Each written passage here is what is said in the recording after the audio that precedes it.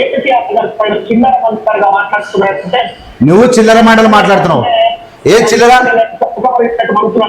అట్లాగా నువ్వు కుక్క సావనన్నా, నువ్వు కుక్క కన్నా అధ్వానంగా మాట్లాడుతున్నావు. నీకు రేవంత్ రెడ్డి గారు మాట్లాడిన ఒక్క పదం చెప్పు, నేను అడుగుతా ఉన్నా. మీరు మిత్రులు మీరనే చెప్పండి, చూసేవాళ్ళు మాట్లాడింది ఏమన్నా ఒక్క గలీజ్ మాట చెప్పు. 100 కోడ దెబ్బలు అనేది భూత, ఒక్క భూత చెప్పు అంటున్నా. కుక్క మొరిగినట్టు మొరుగుతా అంట. ఈ మనిషివే నాడు ఇంతకు ఒక ముఖ్యమంత్రిని పట్టుకోండి. ఈ తెలంగాణ సమాజానికి ఏ రకంగా తప్పకుండా జరగదు. ఇవాళ మొదటిగా ఉంటే రేవంత్ రెడ్డికి తప్పుకుంటే జరగకుంటే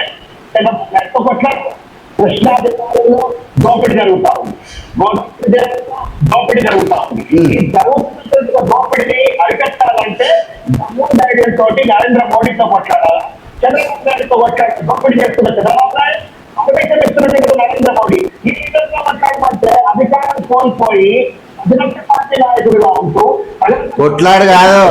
రేవంత్ రెడ్డి చూ అంటే గర్జీసి ఆగిపోయింది అన్న, దెబ్బకు ఆగిపోయింది. నీ బనక చెర్ల గినక చెర్ల అంతా దెబ్బకు తోక ముడుచుకుంటే కేంద్రం. మీరు వైఎస్ జగన్మోహన్ రెడ్డి తీసుకొచ్చి ఓపెనింగ్లు మీరు మా ఫ్రెండ్ ఒకరు పెట్టి మొత్తం ఇలా ఫోటోలు అన్నీ వచ్చినాయి. మీరు ఫోటోలు ఏమేమి తిన్నారు, ఎవరెవరు తిన్నారు, ఎవరెవరు వచ్చారు, మీ కథ మీ నాటకాలు అన్నీ కనబడాయి. దాసోత్సవని యాక్టింగ్ చేయడానికి పోయి జీవించి నువ్వు ఉన్నకాడికి ప్రజల చేత పరువు తీసుకోవాల్సిన అవసరం ఏం లేదు.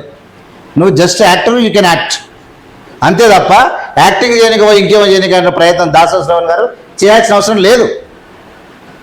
వీళ్ళ నరేంద్ర మోడీతో కొట్లాడినా, చంద్రబాబుతో కొట్లాడినా, ప్రజలను కాపాడుకున్నా, కేసీఆర్తో కొట్లాడినా రేవంత్ రూటే సపరేటు.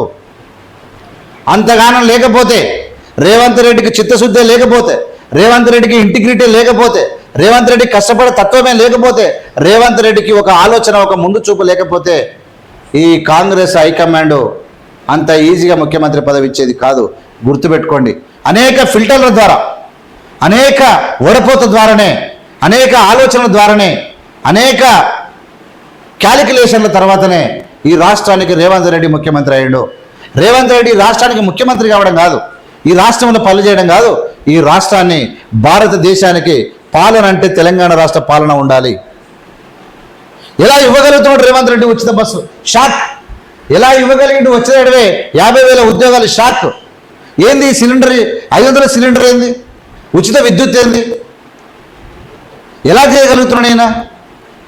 ఇలా అప్పుల రాష్ట్రం కదా, 7 లక్షల కోట్లు విద్యుత్ సంస్థలు మొత్తం అప్పులే మునిగిపోయినాయి కదా, అవినీతితో మునిగిపోయింది కదా, ధరణ పాపాల పుట్ట ఉంది కదా ఈ రాష్ట్రం లోపల. రేవంత్ రెడ్డికి ఎలా సాధ్యమవుతా ఉంది? ఈ ఆలోచన ఈ దేశంలో మొదలైంది. మీరు అనుకున్నంత, మీరు రేవంత్ రెడ్డి నోటికొచ్చింది మాట్లాడినంత మాత్రమే కేటీఆర్ అంటే చిల్లరగాడు, హౌలేగాడు, ఇట్లా నా మీరు మాట్లాడేది ముఖ్యమంత్రిని అన్న. రేవంత్ రెడ్డి తీయండి ఒక మాట, ఇప్పుడు అన్ననేమో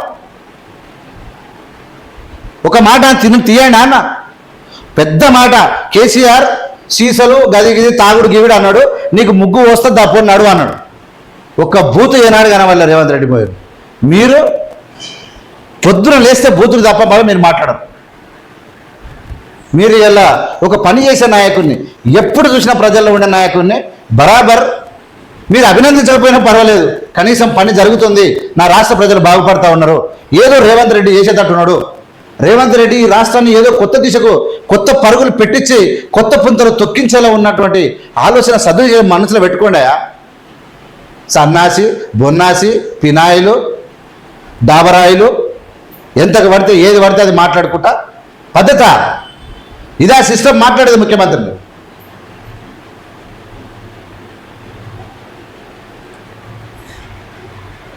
నిన్ను ప్రశ్నించిన పాపానికి కేసీఆర్ గారి పైన 420 పెట్టాలా? నిన్న 420 420 ప్రామిస్ ఇచ్చినట్టు 420 రేవంత్ రెడ్డికి 420 దెబ్బలు కొట్టాలి. వాళ్ళ ఆల్రెడీ ప్రజలు కొట్టడానికి సిద్ధంగా ఉన్నారు. వచ్చే స్థానిక సంస్థల ఎన్నికలు కానీ 420 G20 అవి ఎందుకని మీ వల్ల కాదు అంటున్నా. మీ వల్ల కాదు.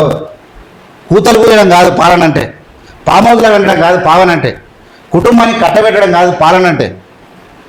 ప్రజాస్వామ్యంలో రాజ్యాంగబద్ధంగా అన్ని వర్గాలకు సమన్యాయం చేస్తూ మంత్రి పదవులు పంచడం ఈ తెలుగు రాష్ట్ర చరిత్రలో నలుగురు దళిత మంత్రులు ఉన్నటువంటి రేవంత్ రెడ్డి క్యాబినెట్ మొదటిసారి ఎమ్మెల్యేలకు మంత్రులు ఇచ్చి ఇలా అట్టడుగున ఉన్నటువంటి జాతులకు అవకాశం ఇచ్చినటువంటి రేవంత్ రెడ్డి ఇలా అగ్రగామిగా ఉన్నాడు. మీరు కలలో కూడా ఊహించలేరు అంటున్నా. ఇంకా చేయాలి, ఇంకా చేయాలంటూ ఉన్నా, ఇంకా అద్భుతం సృష్టించాలి. ఏదో జరగాలి ఈ రాష్ట్రంలో. ఈ రాష్ట్రంలో కొట్లాటలు పగలు ఇవ్వాలని నేను మాట్లాడుతున్నా. నేను పగతో మాట్లాడతలేను. మీ విధానం మారాలని నేను మాట్లాడుతూ ఉన్నా. ఈ రాష్ట్రంలో సుభిక్షం ఉండాలి, మనమంతా కలిసిమెలిసి ఉండాలి, మన రాష్ట్రం అభివృద్ధి కావాలి. రాజకీయం రాజకీయమే, ఆట ఆటనే. ఓటమైనా గెలుపైనా స్వీకరించే విధానం ఉండాలి. దట్ ఈస్ స్పోర్ట్స్ స్పిరిట్ అంటారు దాన్నే, క్రీడా స్ఫూర్తి. అది కలిగి ఉండాలి తప్ప మీరు ఓడిపోతే రేవంత్ రెడ్డి మీద అక్కసు వెళ్ళవచ్చుకుంటా ఉన్నారు. మీ కసిని, మీ యొక్క దుర్మార్గమైనటువంటి బుద్ధిని మీరు పోనించుకోవట్లేదు. అది ప్రజలు చూస్తూ ఉన్నారు.